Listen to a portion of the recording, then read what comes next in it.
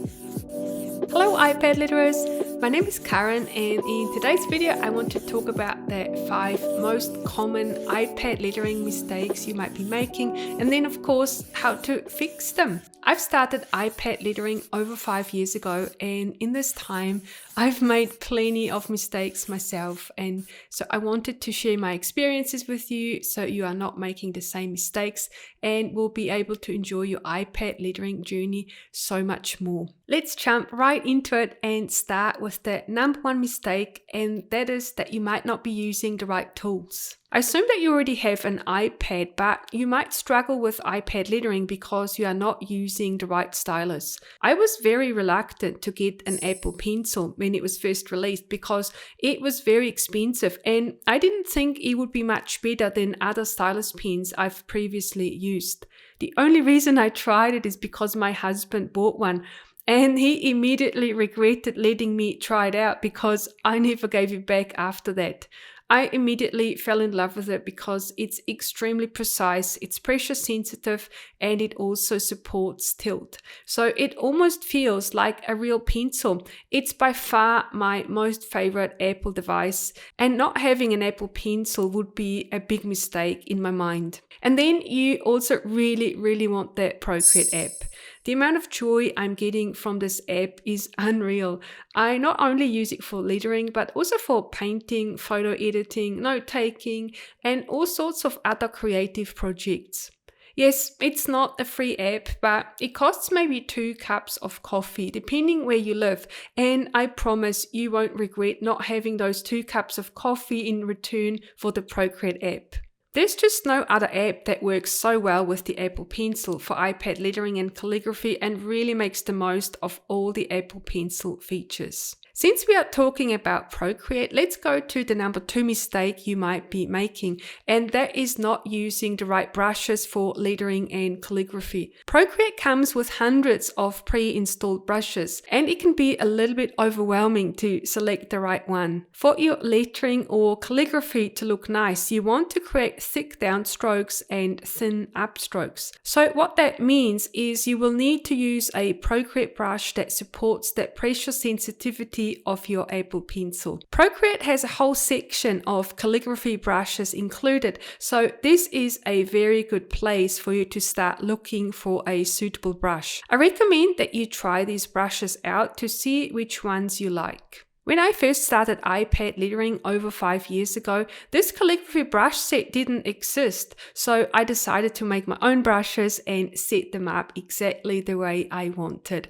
I'm super passionate about making Procreate brushes, and I've probably made over 1,000 by now. So if you don't like any of the calligraphy brushes that are included with Procreate, you can get my free iPad lettering starter kit, which has a brush called Strokes Practice, and it's the perfect brush to practice your iPad lettering. I'll leave a link in the description of this video so you can grab it from there, but I'm going to talk about the iPad lettering starter kit a bit more later in this video, so you want to keep watching to learn how to use it to your advantage. You'll see that the calligraphy brush set also has a monoline brush. If you don't want your brush to react to the pressure of the Apple Pencil, then this is the brush to use. To get a little bit more help, especially if you tend to have shaky hands, I recommend you use that streamline feature in Procreate. You can turn this on for any brush and it really helps smoothen out your strokes. It feels a bit like cheating, but I always say that we are doing this to enjoy ourselves. So if having this setting turned on makes you enjoy your iPad lettering more, then I'm definitely all for it. Then the next mistake you might be making is writing the whole word at once. This is very understandable because you might have been taught cursive writing at school where the whole point was to write words without lifting the pen from the paper. With lettering and calligraphy, it's a little bit different though. It's really important to lift off your Apple Pencil after each part of the letter because the shorter strokes give you much more control. So instead of writing a letter in one stroke, you want to break it down into its individual parts and lift off your Apple Pencil after each part. I've got a letter cheat sheet here where I've color coded each stroke so you can see exactly how each letter is formed. And then here at the top are all the individual strokes for reference. I recommend that you practice each of these strokes first before attempting to compose them into letters.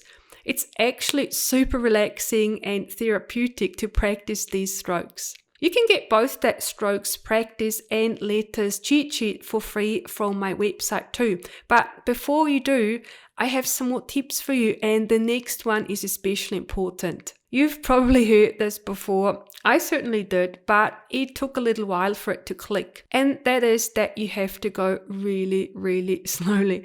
Yes, I know it sounds super boring, but it's really the key to success. You'll need to practice your muscle memory, and slowing down your movement gives your brain the chance to make the connection between your eyes and your hands much easier. This is how slowly I'm practicing my strokes. And you'll see a nice side effect of doing this is that the start and the end of my strokes look really, really nice too. And then the number 5 mistake you might be making is comparing yourself to others. I'm actually very much guilty of this myself. Because of all the amazing lettering pieces you see on Instagram, it's very easy to feel bad about your own lettering attempts. I don't actually have too many wise words to share here because I'm very much guilty of this myself. And even now, after 5 years, I'm still making this mistake myself. What I've found helpful though is looking back to where I've come from. So instead of comparing myself to other people, I'm comparing myself to me 5 years ago. So I very much recommend you do this instead. Make sure you keep all your lettering pieces, especially when you first start. And then every 3 months or so, look at them and see your progress. It is so motivating, and it'll stop you from comparing yourself to others too much because you can see your own progress and how far you've come. You'll really be surprised. And now over to you. I'll leave a link to my iPad lettering starter kit in the description of this video so you can grab it from my website and you can start practicing yourself. I really hope you found this video useful. Give me a thumbs up if you did. Subscribe to my channel if you haven't already. And then I'm also going to bloop up another video to show you exactly how to get started with the iPad lettering starter kit. Thank you so much for watching, and I'll see you in my next video.